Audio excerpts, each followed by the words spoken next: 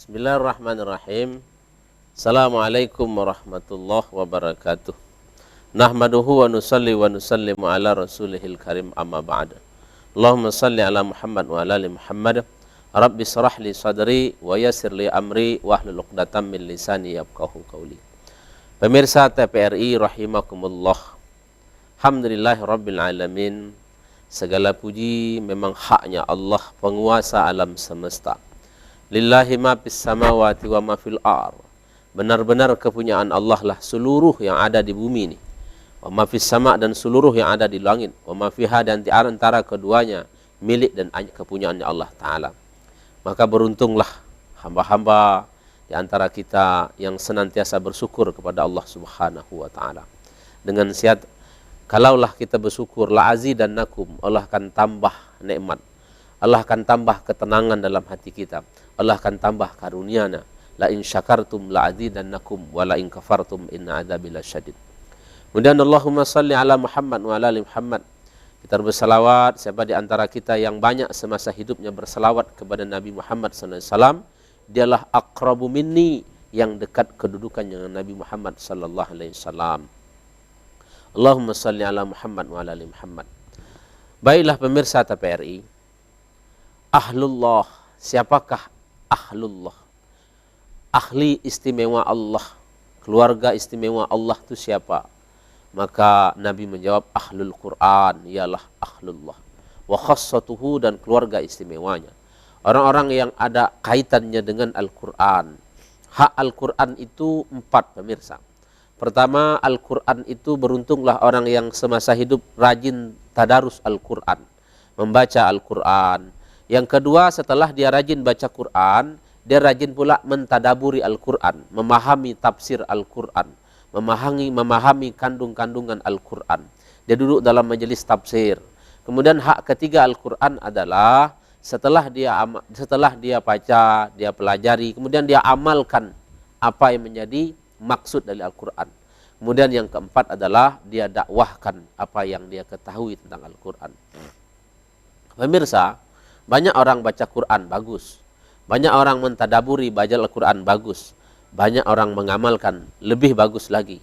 Dan tidak sedikit pula harus kita sadari pentingnya mendakwahkan apa yang dalam kandungan Al-Quran. Bahwa Al-Quran ini menjadi hujjah dan pembela nanti. Beruntunglah di antara kita hamba-hamba yang menjadi sahabat Al-Quran. Malam-malam dia berteman dengan Al-Quran. Hari-hari dia berletih-letih baca Al-Quran. Siang dia baca Al-Quran. Al-Quran akan membela dia di akhirat.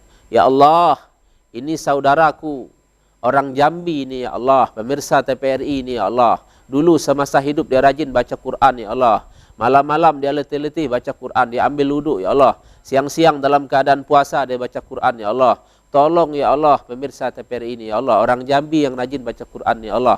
Maka Al-Quran membela di akhirat, maka pembelaan Al-Quran diterima oleh Allah Subhanahu wa Ta'ala. Masya Allah, beruntunglah nanti hamba-hamba yang ditolong oleh Al-Quran. Namun sebaliknya, hak Al-Quran ini secara qiraatil Quran saja, tadarus Al-Quran itu minimal 2 kali kita khatamkan dalam setahun. Ini minimal ya. Ada di antara kita yang tak sempat mengkhatamkan 2 kali setahun. Bagaimana Al-Quran akan menuntut kita?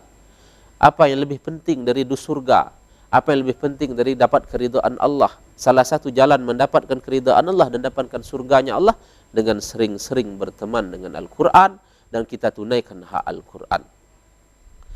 Pemirsa, ada nanti ayah ibu beruntung. Kenapa tidak? Di akhirat dia menjadi orang yang diangkat derajatnya oleh Allah Ta'ala. Dia diberikan mahkota oleh Allah Ta'ala. Dia disuruh diangkat derajatnya setinggi-tingginya. Asbab apa? Dia punya anak yang hafiz Quran.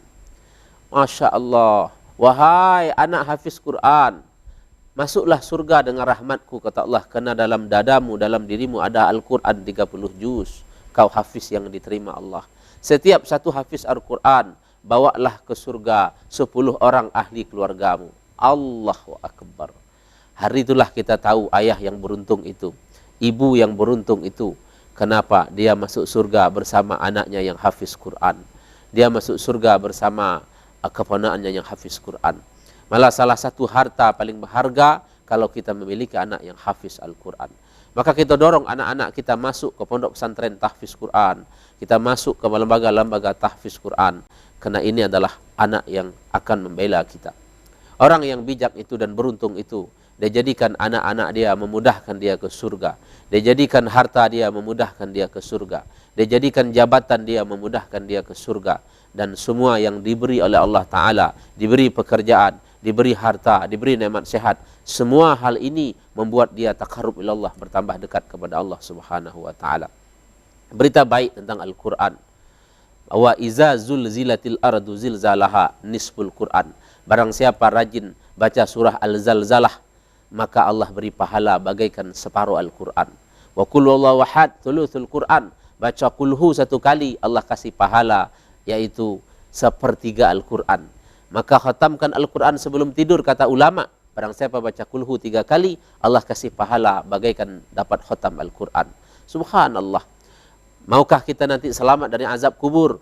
Salah satu amalan ditinggal Nabi adalah man qara'a suratul muluk al-mani'ah.